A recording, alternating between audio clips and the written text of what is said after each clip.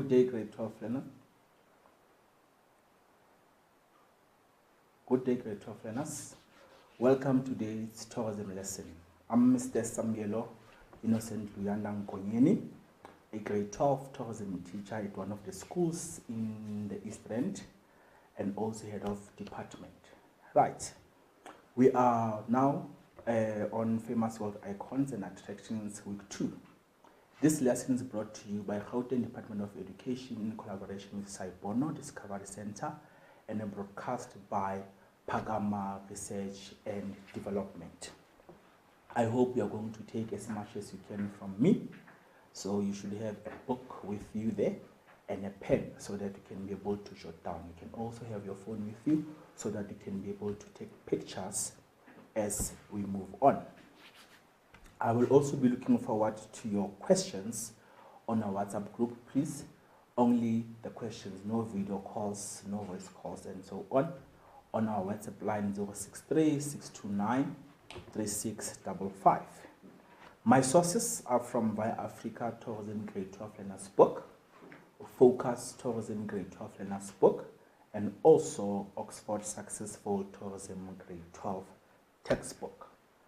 The first week, which was last week, we dealt with famous world icons and attractions.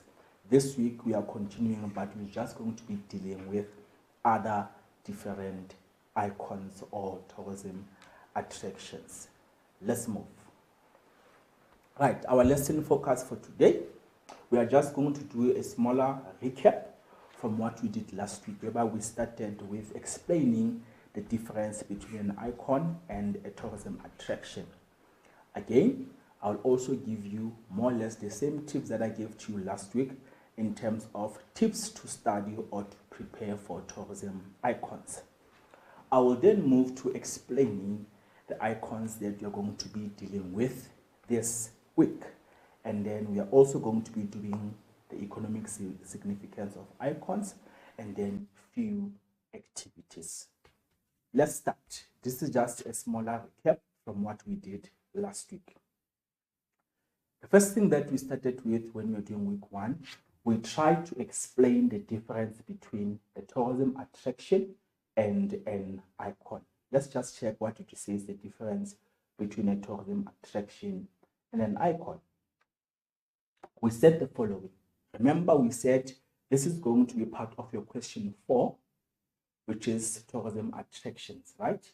For your prelim paper and also for your final paper and also for matric rewrite if we are going to be doing that in 2023. This concept of attractions we dealt with in grade 10, whereby we're explaining what are attractions in tourism context. We said the following. We said attractions are places that tourists visit. So they are places that tourists visit or sites that tourists visit. Remember, we said that tourists will not just travel. They will have to what a certain reason for traveling. Maybe you want to do leisure, you want to do adventure, and so on and so on. So attractions are places that tourists would like to visit. The second thing that we said attractions are places that tourists are willing to travel long distances to see. They are places that tourists are willing to travel long distance to see and will remember for a very long time, right? You might want maybe to move from Gauteng to the Eastern Cape to attend a certain festival. So that festival can be itself when you go and attend it. You might want to go to KwaZulu-Natal, for example, if you want to enjoy the coastline as well. So the coastline can be what? An attraction itself. We are saying attractions are visited for various reasons. We are saying they are places that are visited for their historical significance. So something is preserved there in terms of history. Maybe you need to go and learn something. There are places that are visited for their cultural value, right? A certain particular culture.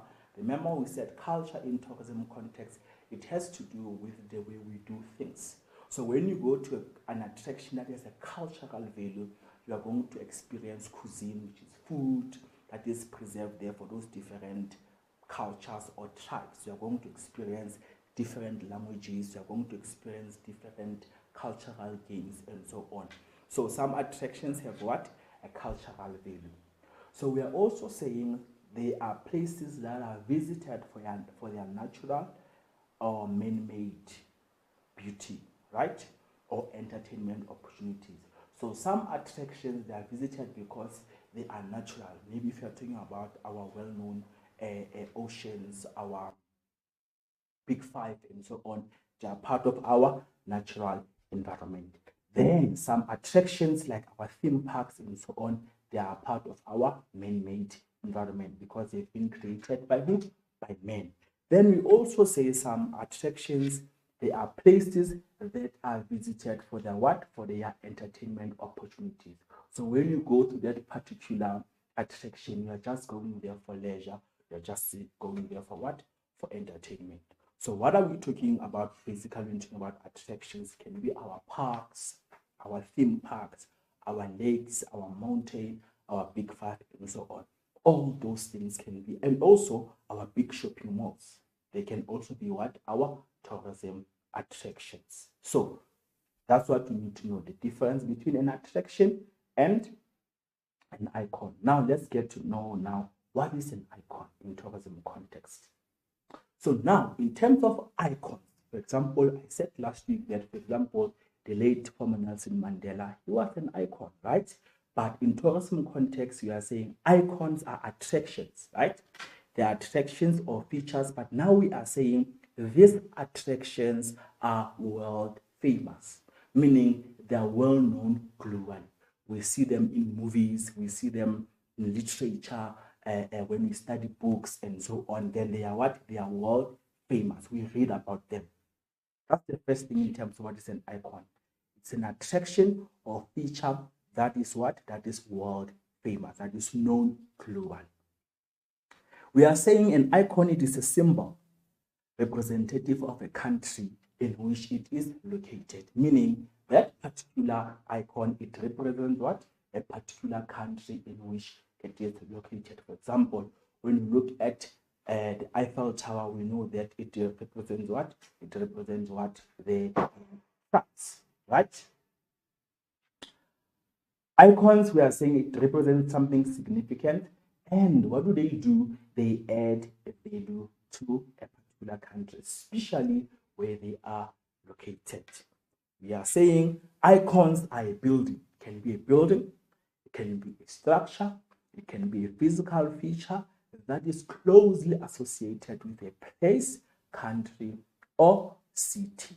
Then we are also saying the icons, they symbolize what? The host country. The host country, this is the country in which they are located.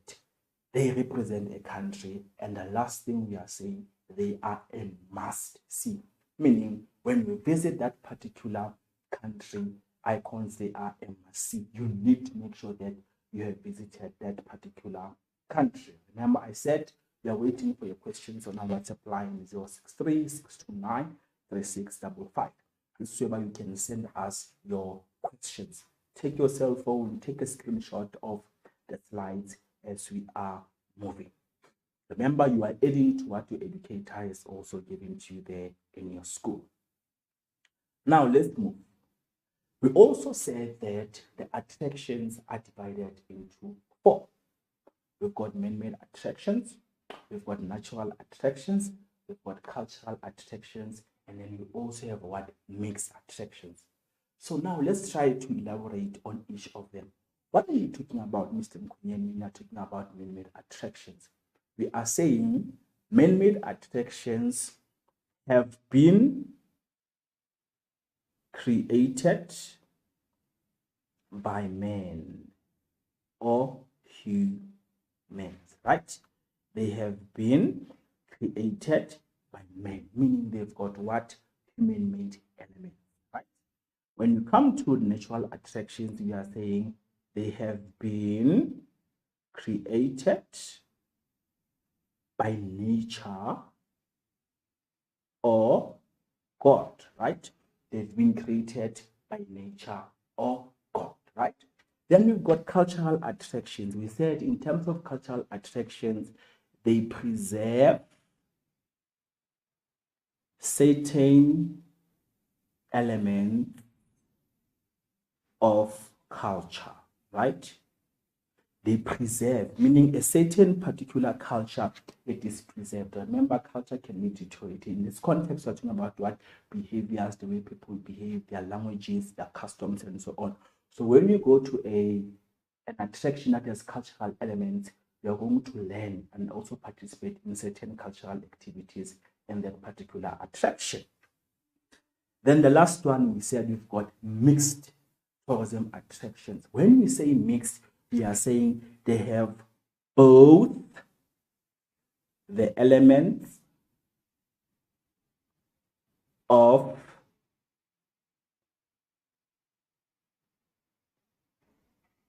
culture and nature or man-made, right? They've got all the elements. So here, when you go to a mixed cultural village, you're going to experience the elements of culture. You're also going to experience the elements of nature. You're also going to experience some of the elements of the man-made attraction. So it is actually what? A mix, right? It is not only culture that is preserved there. It is not only natural attractions that are preserved there. Some of the attractions or things that you're going to experience there, they've got animals, for example, or maybe there's also a theme park that is what? Part of man-made elements. Right. This is just a recap, remember, from our week 1. Then we move. Now, let's check now. Remember, last week we dealt with how many icons? We dealt with 7 icons. This week, again, we are going to be focusing on the last 7. Meaning, all in all, for class of 2022, we are only focusing on how many icons? 14. The first 7 that we dealt with last week and this 7. Let's now check which icons are we going to be studying today. We are first going to visit Japan, whereby we are going to come across Mount Fuji. It is going to be our first icon. Then we're going to visit Mexico, whereby we're going to look at Chichen Itza, which is going to be our second icon. Then we are going to go and check what Petra, then in Jordan. Then we're going to go to Nepal, then Asia, and then we visit what? Mount Everest. Then we come back again in southwestern Asia again. We visit Mecca, then Swiss Alps, and also the Windmills. So these are the first 7 icons. The 7 icons that we're going to be dealing with now in week 2. We are still waiting for your questions there on 063 629 3655. Please take a screenshot again or jot down the icons that you're going to be dealing with. Remember, I said your textbook has more than 14 icons, but we need to make sure that we only focus on the icons that we dealt with last week and the ones that you're going to be dealing with this week in preparation for your prelims and also your final exams or some of the tests that you are going to have in this term. Right. So now, since you know the attractions that you're going to be looking at, let's move to the second slide, whereby I'm going to be looking at tips to study for icons. When I say tips, I'm talking about what? So if I were you, I could be having a pen with me right now. Tip number 1, I am saying you need to know, I keep on emphasizing this, you need to know the correct name of the icon. And in brackets, as I said, I'm saying the spelling has to be correct. If you want to nail those marks on your papers, and if you want the person who's going to be marking your script to be smiling, make sure that you know the correct name and your spelling must be correct. Right. The second thing that you need to know, this is for visual learners. Remember, some people learn by seeing. You need to make sure that you have memorized what? The picture of the icon. So on your papers, we might give you certain pictures of the icons that you've dealt with and say to you, identify each icon. When you say identify, it means you want what? The name. So the name must be correct and you need to be able to memorize the picture of each icon, right? Take your cell phone and so don't just rely on the icon, the pictures that are on the textbook. In your spare time, right? Go to your Google and so on and try to Google the images, different images of those icons that we have dealt with, right? The third important thing, we are going to be looking at the attractions in terms of what location on a world map, right? On that particular world map, for each icon that you're going to be dealing with, you need to know the following. Its location in terms of the continent, the country, the city, or town, or area in which that particular icon is located. So this is about plotting, right? I will give you, before the end of the show, the particular textbook that has the maps that I'm talking about. So try to go extra mile. Don't just rely on one textbook so that you can be able to be smart. Location on the world map for each icon in terms of continent, country, city, town, or area. Then if you want to gain or get a lot of marks, also you need to know a short description of each icon. What am I talking about here? At least 4, if not 3 points of interest for each icon. That is what your short description. When you are busy making your notes, also write things that are relevant, making sense, things that it's going to be easy for you to do what? To remember. As you are busy summarizing each icon, you also need to know few reasons why it is an icon.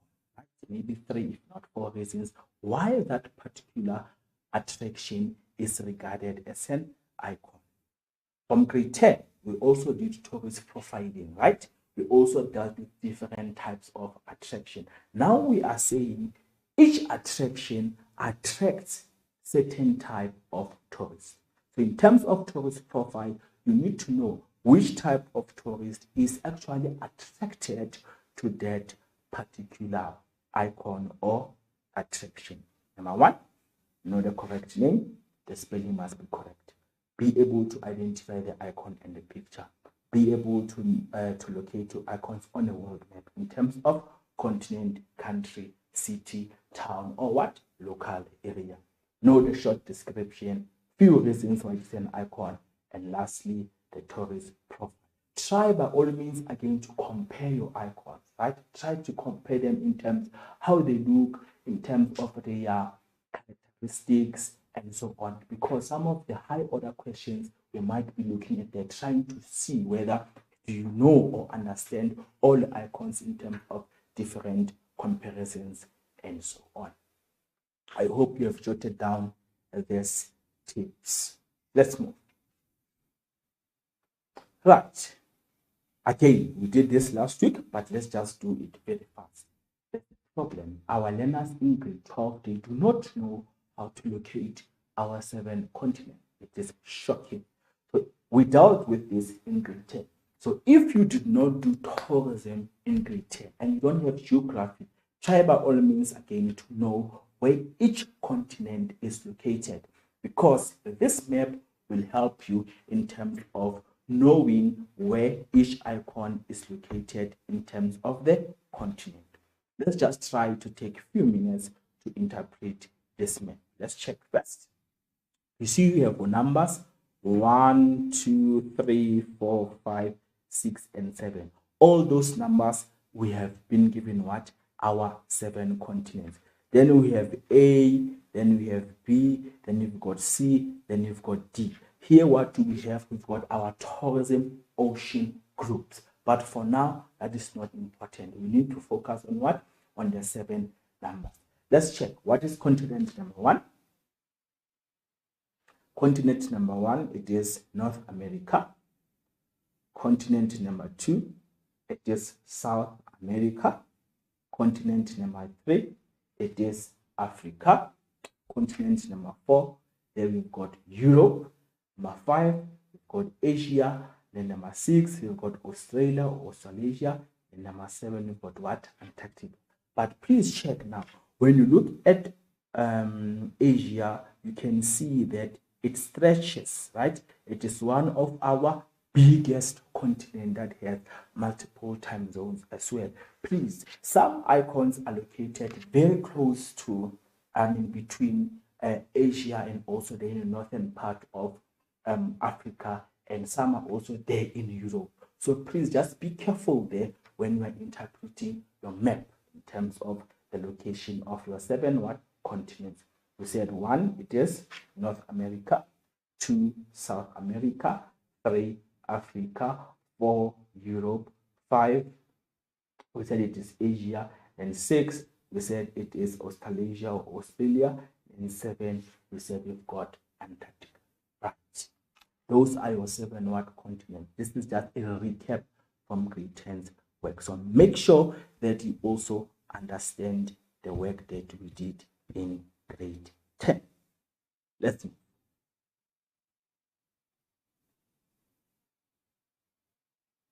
Right, now let's start with our first icon. Our first icon, it is Mount Fuji, right? Remember the tip that I gave to you. I said we are going to study each icon in terms of the name, location, picture, short description, reasons why it's an icon, and also what tourist profile. Then we've got what Mount Fuji. Make sure that your spelling is correct. Now let's try to interpret this one. When you look at Mount Fuji, we are saying, look, I've just given you a very beautiful picture there. The picture, it is for visual learners so that you can be able to do what? To remember the icon by what? By just looking at the picture. Mount Fuji.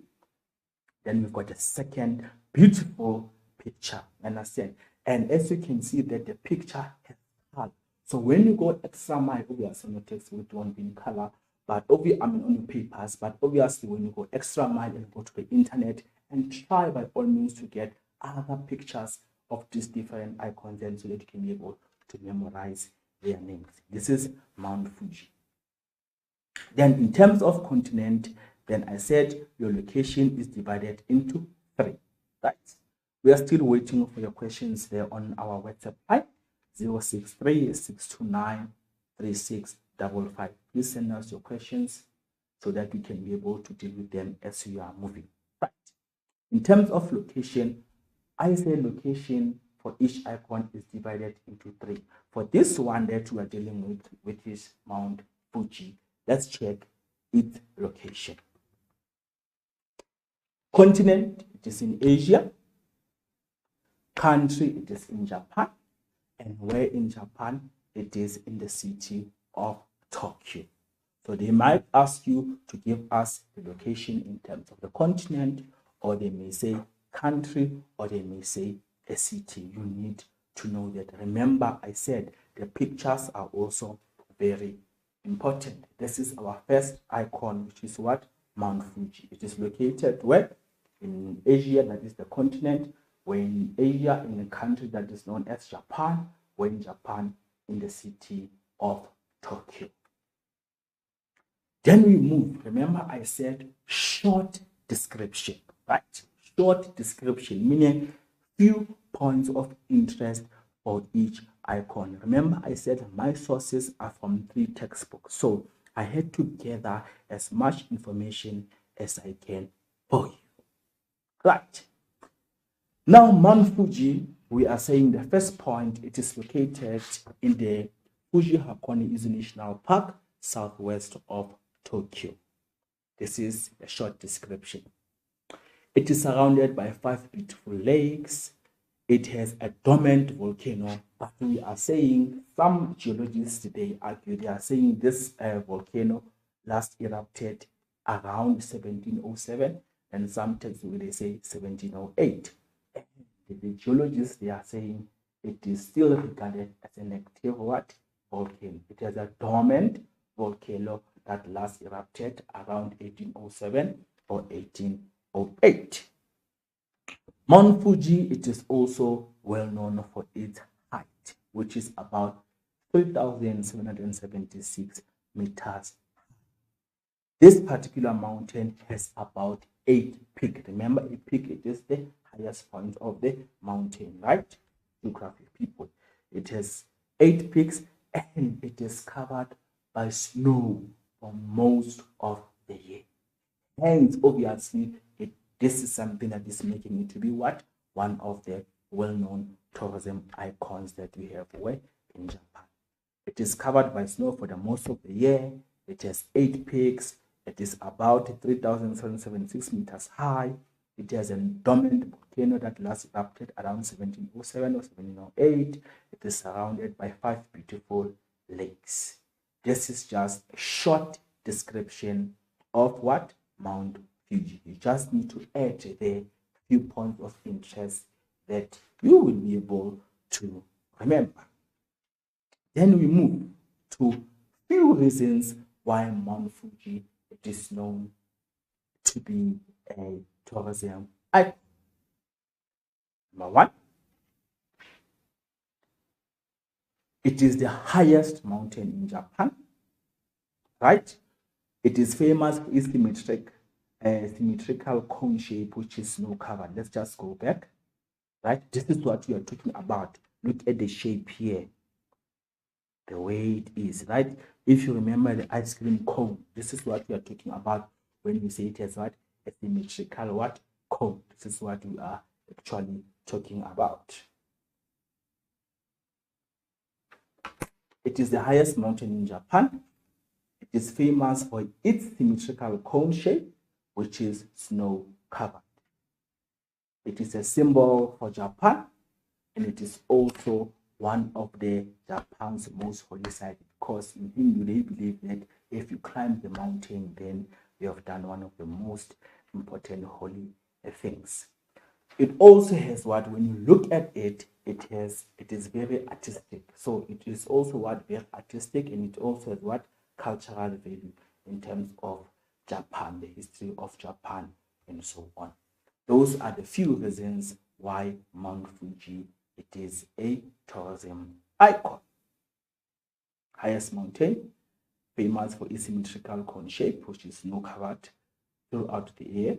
It is a symbol of Japan. It is one of Japan's holy mountains due to the Hindus climbing it. It is an artistic and cultural value. Then, remember I spoke about tourist profiling, right? Which type of tourist obviously could be attracted to visit Mount Fuji? Remember, here's the picture. Check there again, right? It's not just about the picture. Check there. When you look here on this picture here, we've got accommodation places there, and then there's a lake, and. So which type of tourist could be interested to visit this icon? Adventure tourists. Remember, we said adventure tourists from grade 10. It is those tourists who would like to do what? Dangerous, or participate in dangerous activities. Cultural tourists, obviously, if you want to learn about the people, the lifestyles of those people who live there in Tokyo, this can also be a cultural attraction. It is also what? A leisure attraction. So leisure tourists, those people just want to have fun, take photographs and so on, they can also be interested in visiting Mount Fuji. The last thing on this particular icon, remember I said you need to know what? Location on the map. Thanks to Ms. Ferreira from the Eastern Cape, who also provided us with this information on the location on the map. Ma'am, we really appreciate your work. Right. In terms of the location on the map, remember we said country, Japan, city, Tokyo, we're in Tokyo, in Asia, right? That is the what? The continent. But now, when you have this particular map, right? Maybe on the papers, this can be just maybe A, right? Then they can just give you something more or less like this, and then they say, identify the icon located at A. Then you should be able to say what it is, what? Mount Fuji. That's why we are saying you need to be able to do what? To know location on the map. Right. Then we need to move to the second icon. Right. Look at this one. Now we are there in North America. Then we've got Chichen Itza, right? This one, again, remember I said the name must be correct. When you see this, we are saying this icon, it is part of UNESCO's World Heritage Site. Right? Remember what is the role of UNESCO again? It is to protect what? The World Heritage Site. Right? This is just the image. As you can see, there are people there. Maybe they are from here and so on. Let's check the second one. Look there. Hence, I said to you, you need to make sure that you are able to go to the internet so that you can be able to go extra mile and do what? And get different types of pictures so that you can be able to do what? To memorize all the icons that we have. Chichen Itza, or you can tell, there it is. Beautiful, beautiful. You cannot find this anywhere else in the world, right? That is why we are saying it is what? It is a world icon. Remember, it is not Chichen Itza. We've been getting this when we've been marking in the past years. Your spelling has to be correct. Chichen Itza, not Chichen Itza or chicken, right? Your spelling has to be correct.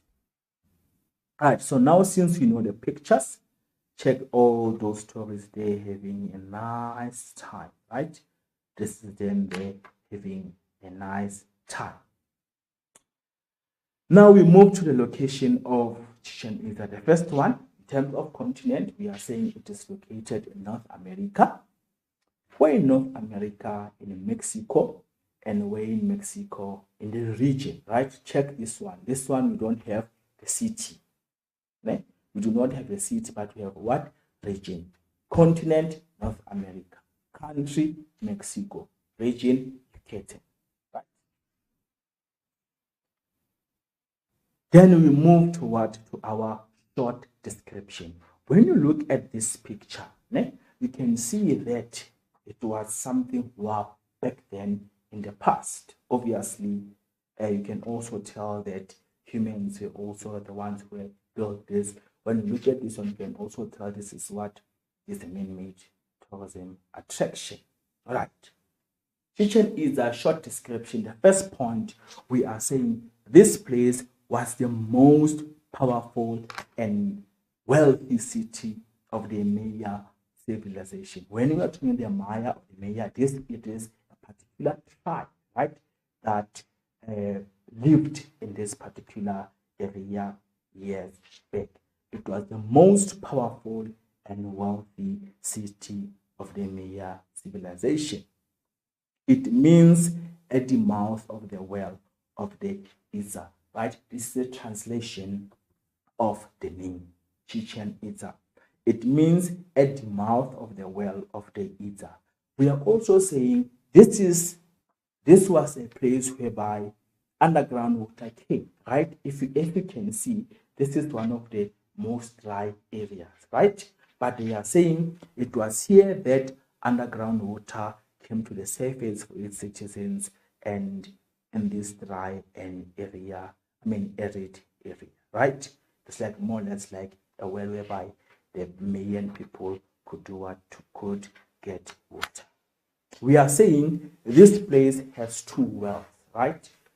Wells that supplied water, famous being Senoceds, obviously my pronunciation may be wrong, or also what the sacred well, which was the scene of human sacrifice in the times of droughts. Remember, droughts meaning what? Here it was a very dry season, right? There was a lack of water, but this could be the only place where people could get what?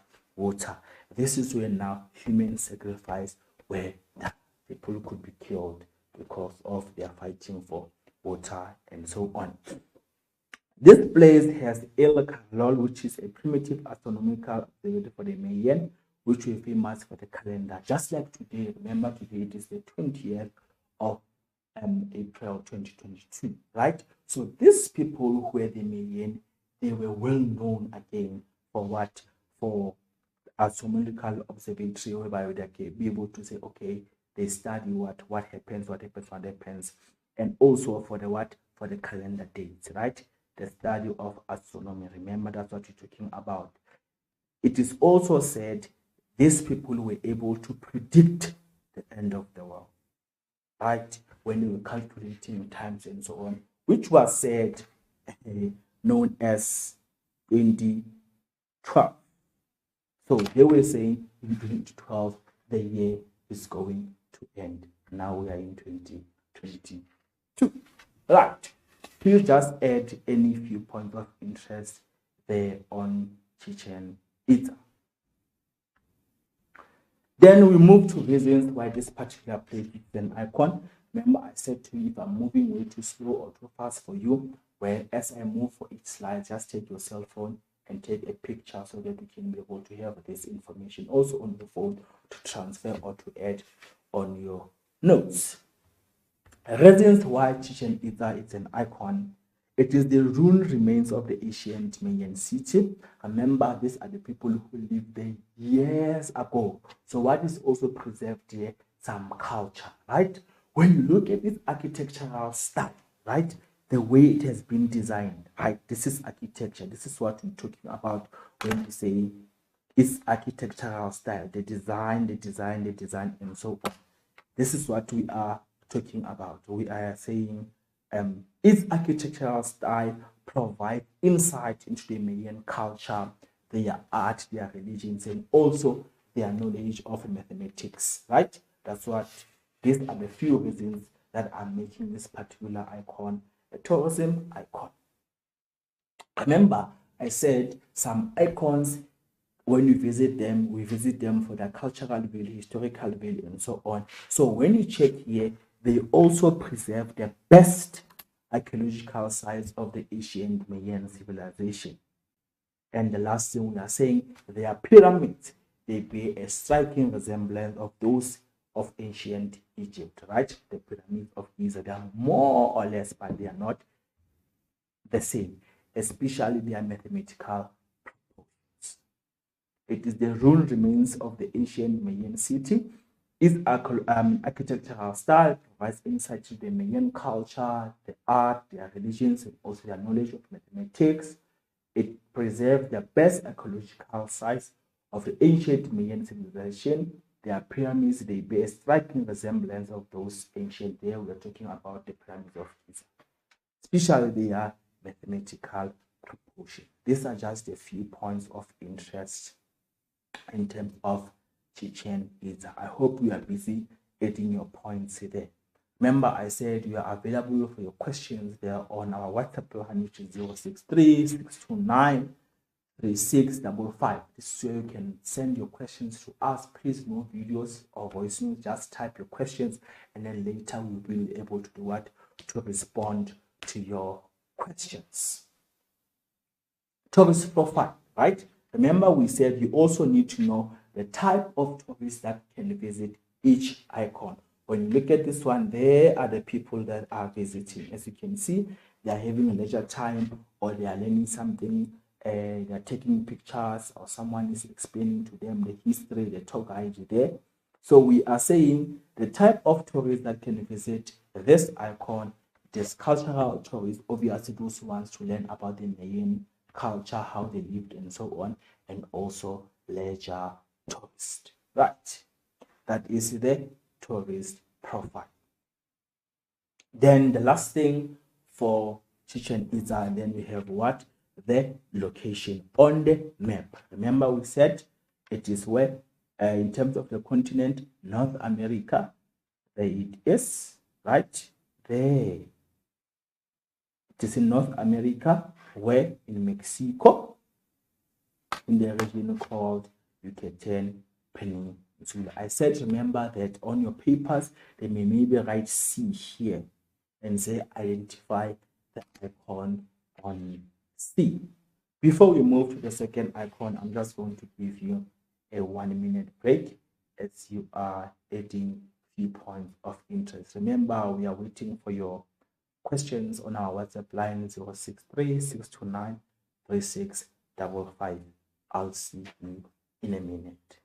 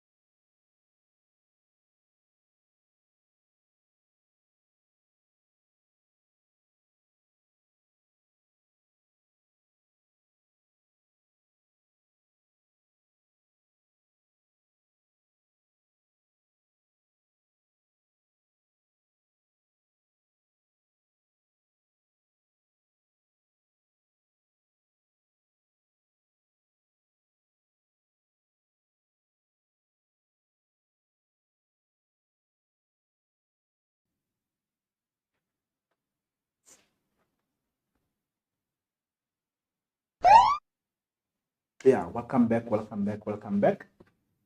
Let's move. So far, we have dealt with how many icons? We've dealt with 2, meaning we are left with 5, right? This Mr. Nkonyene, we are still busy with your week 2 famous world icons in tourism. Remember, we said it's going to be what? Part of your question 4 of your papers. I hope you're going to take as much as you can. Right. Let's move now to icon number 3 for week 2. Right, now you've got Petra, right? Look at the images that I had to get. Something wow and something what different from what you have here on your textbook. Remember I said your spelling must be correct. You need to know the name of each icon and the spelling has to be what? Has to be correct. There's Petra. I'm giving you the image so that you can be able to memorize what? The name of the icon, and also for you to know how it actually looks. That's the first image, then there's the second one. Right. This is Petra. Get some information in terms of location. We are saying in terms of continent, they are located where in Asia, in a country known as the Hashemite, then where in the city of Wadi Musa. You need to make sure that you know the spellings as well in terms of the country and also the city. Try as well to learn to pronounce the countries correctly. Also do that. Right? Petra, there it is. When you look at this, you can see there we've got what? Some rocks, rock carvings. This is art. This is art in terms of architecture and so on. Where have you seen this? Nowhere here. Right? We've got Petra. It is available where or located where in Asia. Where in Asia in a kind of the Hashemite, where they in Wadi Musa. Description, right? As you saw there on the picture, here we are talking about different types of rocks, right? But they've been carved very nicely. Then what we have there, we've got art. Petra, it is a Greek word for what? Rock, right? So we are saying this place was once a settlement. When you say it was once a settlement, we are saying a particular group of people lived in the area, in this particular area. It was a settlement for the Nabateans from when these people lived here in 600 BC. We said last week BC means what? Before Christ, meaning what? Before the birth of Christ. It was a settlement for the Nabateans from 600 BC to 106 AD. AD means what? After the death of Christ. So we are saying these people, they developed into, remember they settled in this area, right? They lived here. They developed this place into a wealthy caravan trading center. It was a trading center. When you're talking about trade, remember we are saying it was exchange of goods in terms of money. It was a trading center for what? For spice, the spice that you put in our food, for silk as well, like that cotton that you normally make. It was a trading center for spice and also silk for which countries? China, India, Arabia with Egypt, Syria, Greece, and also Rome. So these countries were able to do what? To meet up so that they can be able to do trade, right? This particular place, as you can see, the way it is located, check the pictures there, the images and so on. There is a door whereby one can go inside and we are saying it has carved temples, tombs. For example, one of the well-known tombs that are there, it is a royal tomb that is carved into mountains, known as the treasure. This particular place has an amphitheater again that can seat up to what? 8,000 people from the red stones and also the sand cliffs, right? As you can see on the textbook, you also see that the colors of this rock, they are reddish in color as well. It was voted as one of the 7 wonders of the world because of their beauty and rareness. When you're talking about rareness, you're talking about something wow that is not easily found. Petra, it is also referred to as the Rose City because of its pinkish color of the rocks, right? So they can also give you that in terms of a short description. Number one, Petra is a Greek word for the rock. This place was a settlement for the inhabitants from 600 BC to 106 AD. These people, they developed this place into a wealthy caravan trading center for spice and silk for China, India, and Arabia, with Egypt, Syria, Greece, and Rome. Inside, you can find what? Carved temples, tombs, and also an amphitheater that can seat about 8,000 people. And we are also saying it is one of the 7 wonders of the world because of their beauty and also rareness. Then the last thing we are saying, Petra, it is also referred to as the Rose City because of its pinkish color of the rocks. Those are the few points that we can add in terms of Petra. After description, now we need to move to few reasons why Petra is a tourism icon. As you can see, remember we said it was designed when around 600 BC, right? When you look at it again, here we have what is architecture, its art, and so on. These are some of the reasons why they are a tourism icon. Number one, they are world icon because they are ancient, right? Meaning they are very old.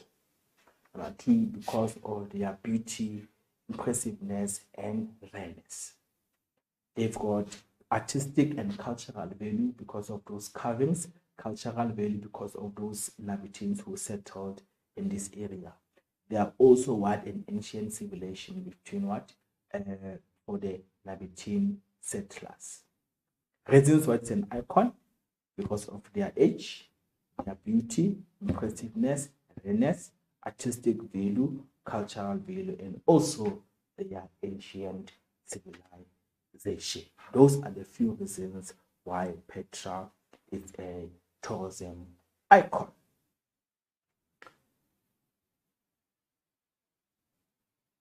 Then we need to know which type of tourists are basically attracted to this particular icon, Petra, that we're talking about.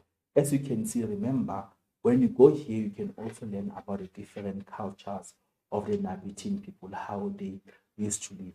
Hence, you are saying that the type of tourists that can be attracted here are cultural tourists.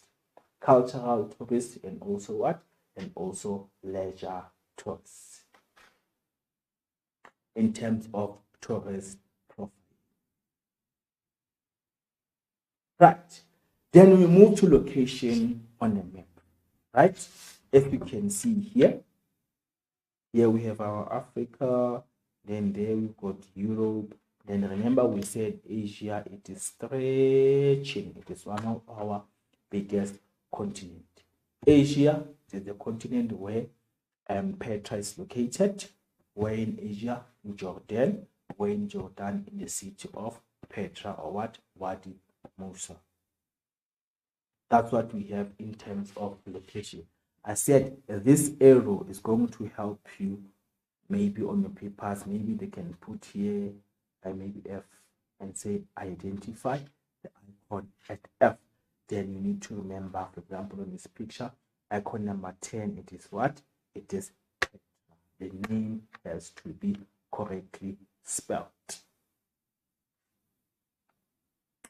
Then we move to icon number 5. No, okay, icon number 4. Then you've got Mount Everest. Obviously, everyone knows this one. Look at the pictures that I tried to get for you. There we've got our adventure, our mountain climbers. As you can see, they're making their queue there.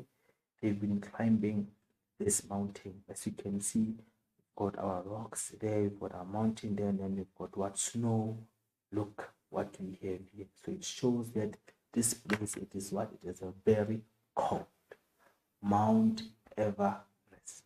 Mount Everest. Mount comes from Mountain Everest. That's the second picture.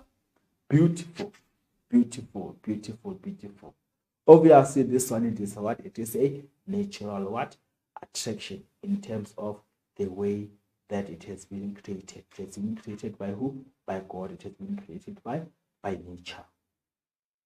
I gave you the pictures so that I said on the papers, we might give you what? The pictures. So when we give you the pictures, you might say, identify the icon or discuss the icon in terms of description or few reasons why it is an icon, or a location in terms of country, continent, and also city.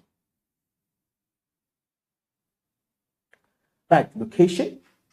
Where is Mount Everest located? It is located in the continent of Asia. We're in Asia, in Nepal, and we're in Nepal and Kathmandu. Continent Asia, country Nepal, and we're in Nepal and Kathmandu. Right. Short description. So we are saying this mountain, it is about 60 million years old. Very ancient, right? It's about 60 million years old. It is always covered with snow and ice, as you can see, right? So meaning this, throughout different seasons, there's always snow at this mountain. So this is something that is making this icon to stand out, or this mountain to be what? A world icon. It is always covered with snow and ice. When you look at its peak, right? Remember when we're discussing that icon, when we're discussing, let me just move. When we're discussing Mount Fuji, right? When we're discussing Mount, please do not confuse these icons, more especially because of snow, right?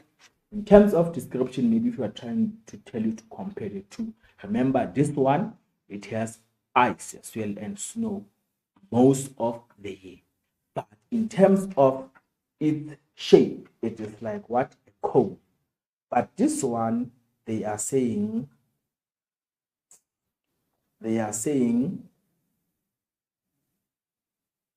in terms of description, its peak, it is shaped like a pyramid, not the cone. So you need to be careful there when you're trying to compare the two in terms of their short descriptions, right?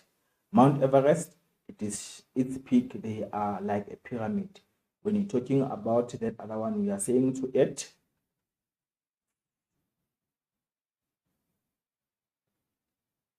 Mount Fuji, we are saying it has symmetrical cone-like shape, right? It is also covered with ice.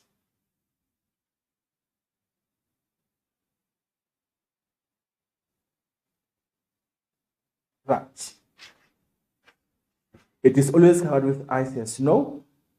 Its peak is shaped like a pyramid. It is said to be rising by 4 millimeters per year. God, nature. Mount Everest is also known as the ultimate challenge for mountain climbers due to its temperature. Obviously, very cold, right?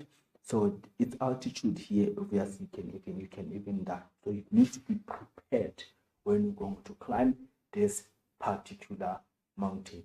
It is the ultimate challenge for mountain climbers due to their temperature. It is about 60 million years old. It is already covered with snow and ice, and then its peak is shaped like a pyramid, and it is said to be rising by 4 millimeters per year. That is Mount Everest. Then we move to a few reasons why this particular icon, it is a tourism attraction. Obviously, the first one, it is the biggest mountain in the world. This is something that is making this icon what? A tourism icon. It is the biggest, it is the highest mountain in the world. Number two, its peak is about 8,848 meters above sea level, right? This is Geographic. It is also known for its Everest summit, which is the highest point. It takes about 2 months to reach the top. Imagine, hence we are saying it is dangerous also to visit this place because a lot of people have also lost their lives. Obviously here, then we've got what tourist profile. In terms of tourist profile, we've got what the type of tourist that can be attracted here are adventure tourists. We said adventure tourists, it is those tourists who are interested in doing what? Dangerous activities, like mountain climbing, obviously. It's very dangerous. Remember this one again, we are saying it has ice, meaning its altitude there, it is very, very, very cold.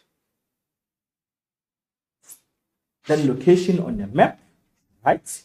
This is where it is located in Nepal, right? This is where Mount Everest is located, continent Asia, city Kathmandu, country in Nepal. Remember, you need to know how to locate your icons on a world map. Let's move. Then we come to our next icon, right? It is known as Mecca. I start with the pictures for visual learners, right? So that you can be able to do what? To know how to memorize the pictures. Beautiful, beautiful, beautiful. There we've got our own mosque. Look at its architecture. Look at the number of tourists or Muslims community. Plenty, a lot, right? That is again, here's the Kaaba. I'll explain to you just now what we mean by Kaaba, what is that, right? We've got Mecca. There are the images of Mecca. Obviously, try again to get as many pictures as you can from the internet so that you can be able to do what? To memorize the name Mecca, right? MECCA. Continent, again, it is located in Asia. When Asia, in Saudi Arabia. When Saudi Arabia, we are saying in Mecca, city of Mecca. Short description, right? Number one, we are saying this place, Mecca, it has a Kaaba, right? Remember, what is a Kaaba? Let me just go back. This is what we are talking about, right? This is what we are talking about in the Muslim community. That is the Kaaba. So it has a Kaaba, which is the most holy site in Mecca, which is located in the Masjid al-Haram, which is there in the Grand Mosque, which is the holiest and largest mosque in the world, right? It has a Kaaba, which is the most holy site in Mecca, which is located in Masjid al-Haram, which is the Grand Mosque, which is the holiest and largest mosque in the world, right? So Mecca, it is a tourism icon because it is famous for the Hajj, which is the annual pilgrimage for the Muslims, right? The Muslim community. Remember, we said we've got different religions. So what is this Hajj? It is a unifying force in Islam that brings many followers together from many different countries and different language groups, right? It takes place every year. As you can see on the images, you've got many tourists from different countries who form part of the Islam religion who have visited this place for the Hajj festival, right? So we are also saying this is just some tourism information. If you are not a Muslim, you are prohibited, you are not allowed to enter the city of Mecca. It has a Kaaba, which is the most holy site in Mecca, which is located in the Grand Mosque, which is the holiest and the largest mosque in the world. Remember, we also dealt with some icons last week that were mosques and so on. It is famous for the Hajj, which is the annual pilgrimage for the Muslims.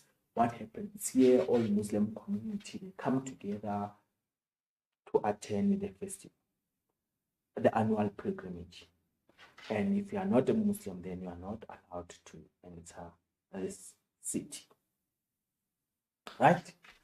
It is an icon because it is the most holy place in all Islam religion, right? So if you're part of Islam, before you die, you need to make sure that you visit this particular place. Remember, we are still waiting for your WhatsApp questions. You can just drop us your WhatsApp the questions on our WhatsApp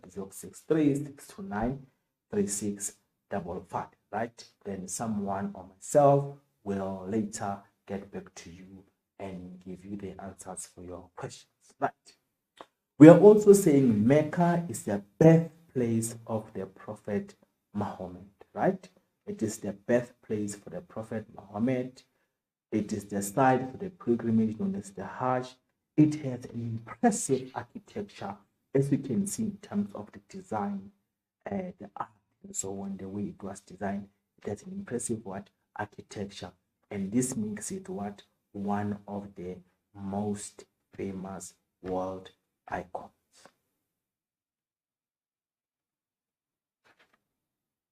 Right. Obviously, we said when you are busy dealing with each icon, you also need to make sure that you know how to discuss it in terms of tourist profiling. So we need to know which type of tourists are actually attracted to this particular icon. Obviously, here, due to Muslims, we are seeing Mecca attracts religious tourists. Then we move to location on a world map. There's Saudi Arabia, right? Remember here we have water, and then this side we've got Africa, and this side we've got Asia. So this is where Mecca is located on the world map. Where? Continent Asia, city in Mecca, and then country in Saudi Arabia. You need to know where your icon is located on a world map. Then we move to icon number 6. We are getting there. I hope you are learning as much as you can. I hope you are adding your notes. I hope you are asking yourself questions so that you can be able to nail these questions or icons in your question 4. Look at the images. You've got the Swiss Alps, right? Again, do not confuse this with Mount Everest. Do not. Yes, it has ice, but it is not the same. So when you look at this place again, we are saying it is not really about this. When you check here again, you've got houses here, maybe you've got hotels and so on. Meaning there are people who live in this particular area, right? The Swiss Alps, we are saying, look, beautiful images, scenery, beautiful scenery when you look at it, right? Where are they located in Europe? When in Europe, in Switzerland, where in the countries of Benin and Valais, right? This is where they are located. Continent Europe, country Switzerland, and where in Switzerland, then there is Benin. Remember, we said what? It is not the Swiss Alps, right? You need to make sure that your spelling is correct. ALPS. The images, it is so that you can be able to do what? To remember your icons. You need to know how to memorize your icons. You need to know how to identify them by just looking at the picture or the image. Beautiful. So it's not really about the ice and so on. Short description, right? We are saying this place is a protected area. When we say it's a protected area, it's like a park, a big park that is protected for its fauna and flora that is preserved there. We are saying this area, it is a protected area that covers about 82 kilometers squared with beautiful mountain peaks, as you can see there on your pictures. Beautiful. And take pictures. All right. It is a protected area that covers about 82 kilometers. It is very long with beautiful mountain peaks. Its mountains are permanently covered in snow, glaciers, and also valleys. Right. So when you visit this mountain, it will always have ice, right? Covered the whole mountain. It forms part of the Alps that run across the central region of Switzerland. It has a diverse ecosystems of flora and fauna. What did you say is fauna and flora in grade 10? Remember we said flora, it is all the different types of plants that we have, right? And then fauna, we said it is all the different types of animals that are found there. As you can see here on the images, right, there are different types of fauna and flora, plants and animals that are inhabiting this place. Hence, it is a protected area. Again, it has very beautiful scenery, right? Remember, scenery has to do with beauty of nature and so on. You see, this has what? A beautiful scenery. This place, it is also known for its popular tourism activities such as sightseeing by train and cable cars, right? Obviously, you're going to do those rides where you can be able to do photography as you're experiencing the train. You'll also be experiencing what the beauty from the windows and so on. The place, it is also known, the Swiss Alps, it is also known for skiing activities and also hiking for all those different types of tourists that could be visiting this particular place. Please add as much as information as you can. Add it to your notes so that you can be able to nail your exams. Right.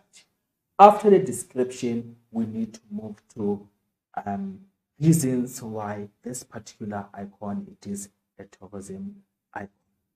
Number one, why are the Swiss Alps what a tourism icon?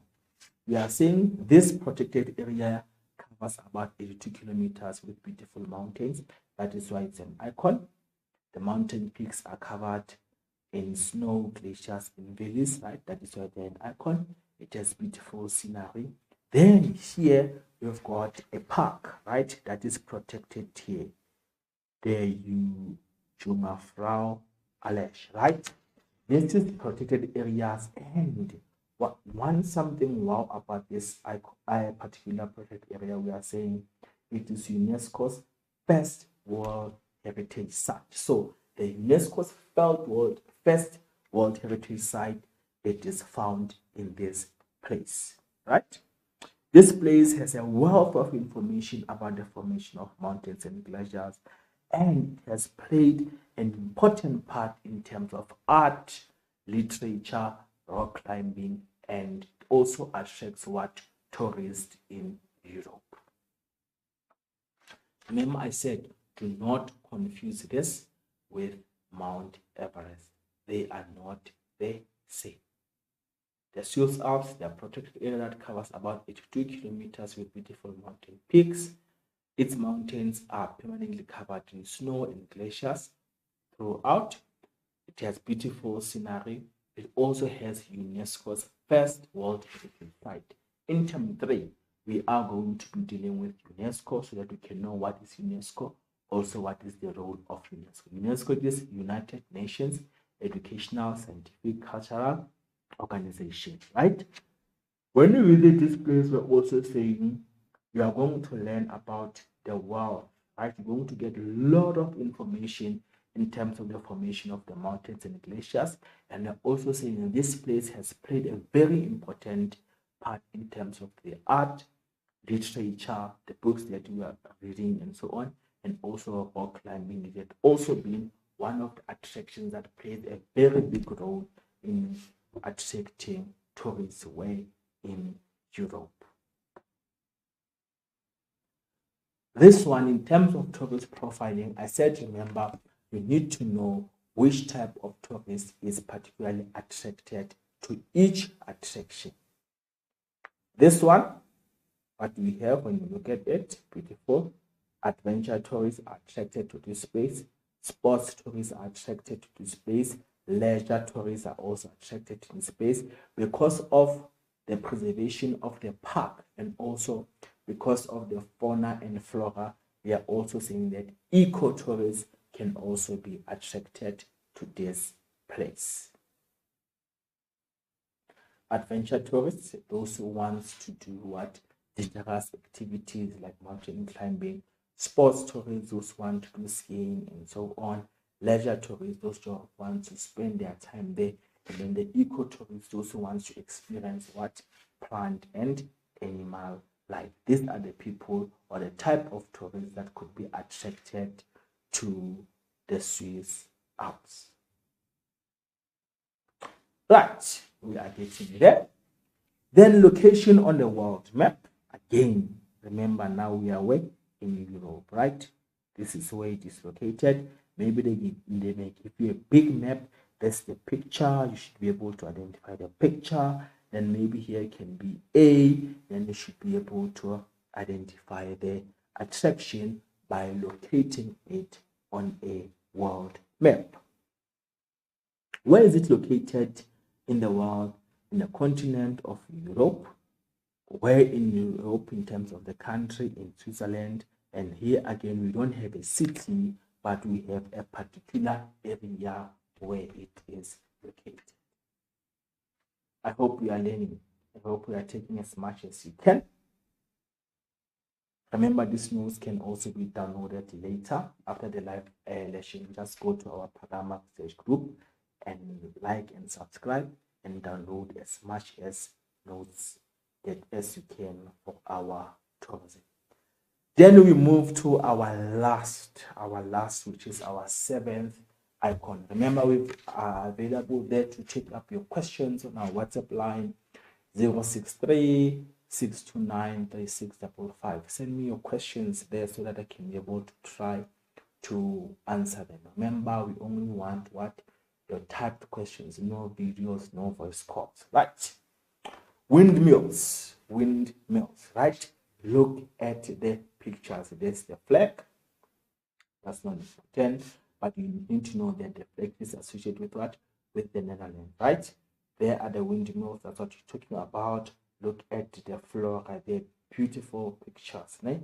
Beautiful flowers, beautiful roses. There's another picture of the windmills. This is what we are talking about when talking about windmills.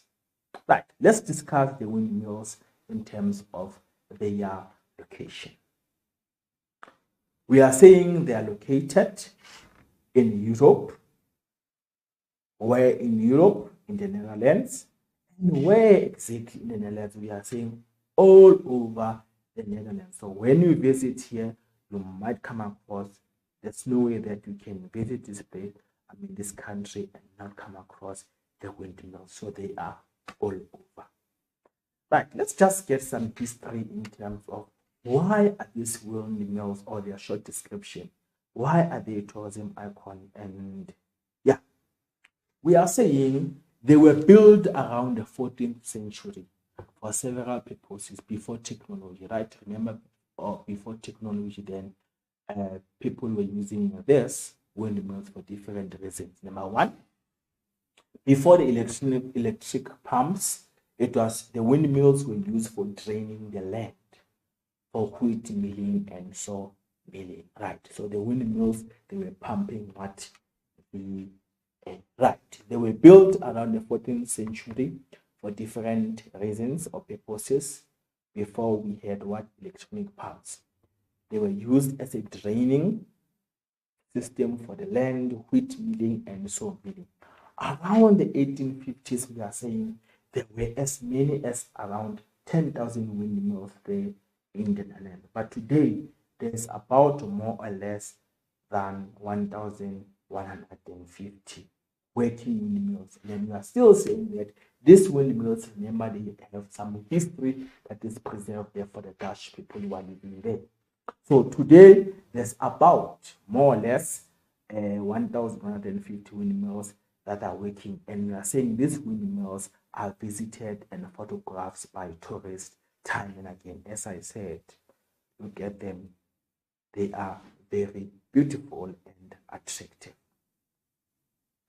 They were built around the 14th century for several purposes, one being for draining the land, wheat milling and saw milling.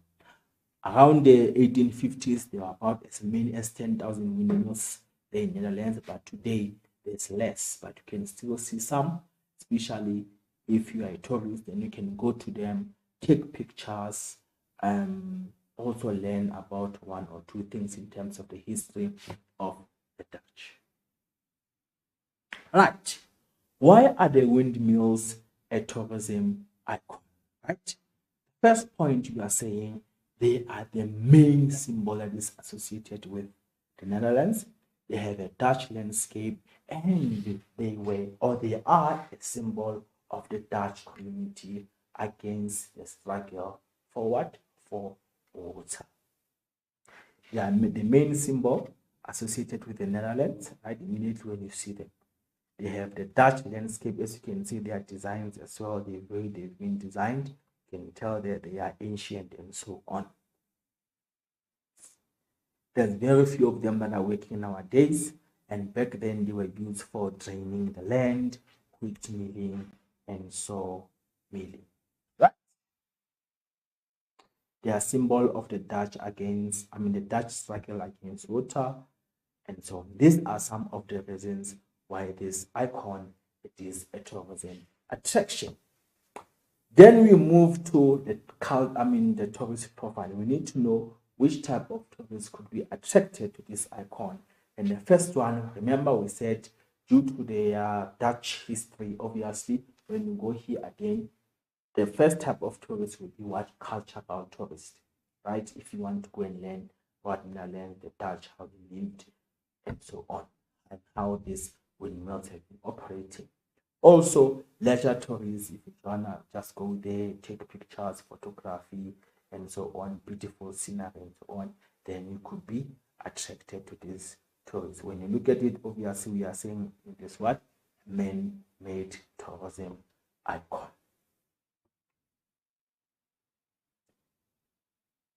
Right. Then the last thing that you're going to be looking at on the windmills, it is the location on the map, right? Remember we said location is divided into three. That's the arrow that is showing you exactly where the windmills are located. Continent, Europe. Where in Europe? In the Netherlands. Where in the Netherlands? All over. As I said that you can see them wherever where you go, right? Because they still exist. Right. So today we have looked at how many icons? We have looked at 7 tourism icons, right? So basically we have dealt with all the 14 icons. We looked at the windmills. There it is. We looked at the Swiss Alps. We looked at Mecca. We looked at Mount Everest. We looked at Petra. And we also looked at Chichen Itza. These are the icons that we had to deal with for this week. Oh, we also looked at Mount Fuji. Right. Before I move to the activity, let me just give you this last reference, right? Take a pen there. We've got these 2 textbooks, right? In terms of location, especially of your icons. Remember, I said to you, you cannot rely on one textbook. So when you turn to page 118 and 119 on your Oxford Successful Tourism Learners book for grade 12, you will come across a map, right? It is showing you the exact location of each icon, right? When you turn again, if you are using Via Africa Tourism Grade 12 Learners book, there's also a map on page 98 to 99 that is doing one that will also be showing what the location. So I'm saying to you, please go extra mile, especially if you want to nail your icons and get your marks, so that you can be able to do what? To study that map on those pages. On a textbook, Oxford Successful Tourism Learners book grade 12, page 118 to 119. On Via Africa Tourism grade 12 Learners book on page 98 to page 98 to page 99. When you look at your focus again, your focus tourism grade 12, on all those pages where you are dealing with icon, where they are starting each icon, there's information there on your far right. That gives you what the location of each icon in terms of country, city, also continent. Right. Before we move to our questions, I would also like to thank or acknowledge Ms. Skulls, who gave us some of the questions that we're going to be dealing with and try to adapt those questions. And also Ms. Ferreira, who gave us the original document. You know that we are working as a country with people who are gifted from our country. So the questions that we are going to be looking at now, I'm going to give them to you so that you can be able to try to do them. Right. Please just take a picture of the first activity, right? Activity 1. We are saying, remember this question is from one of our past exam papers. We are saying compare what?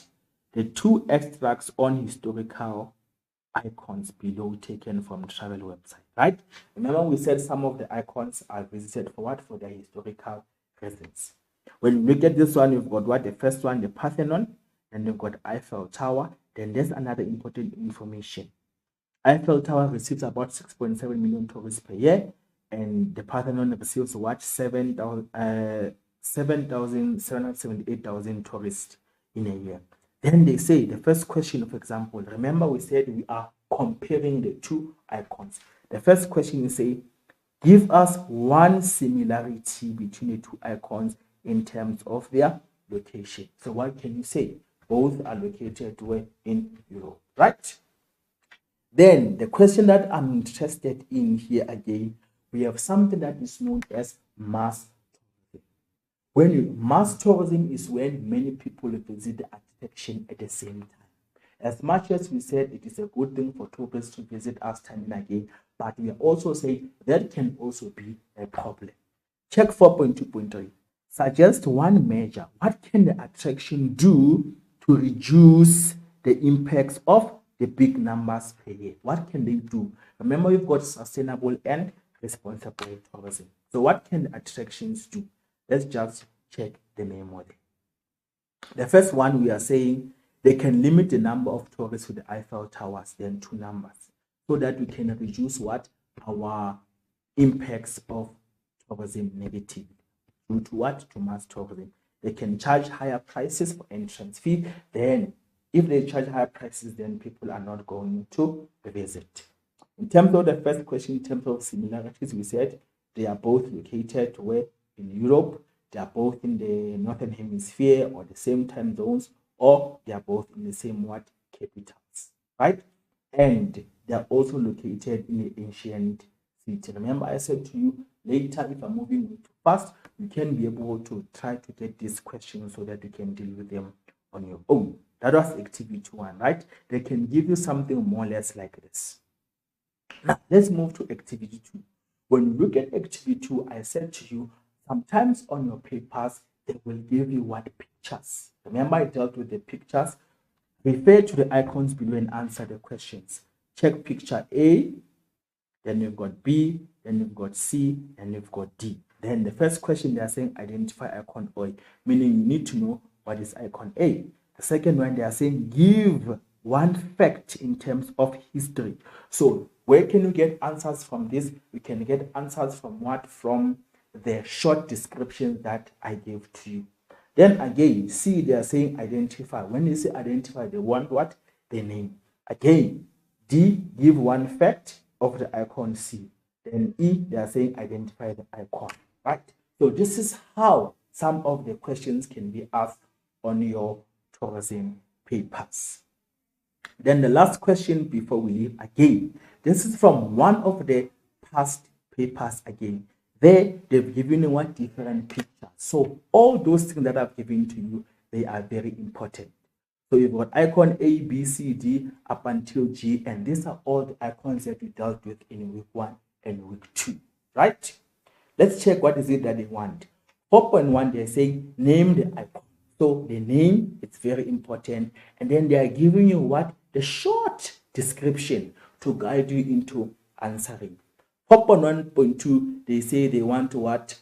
The city, or name what? The city where the icon is located. And then 4.1.3, they say what? The continent. So you need to make sure that you know all this stuff. Right, we are going to end here for now. just want to say thank you for your time. Let's not forget to do what? To practice and study. You can download these lessons at the end of your time. Let's not forget to wear our masks, to sanitize and keep our social distancing. Hashtag I do tourism, hashtag we do tourism, hashtag enjoying our hashtag. It is all about you. See you next time. Bye bye.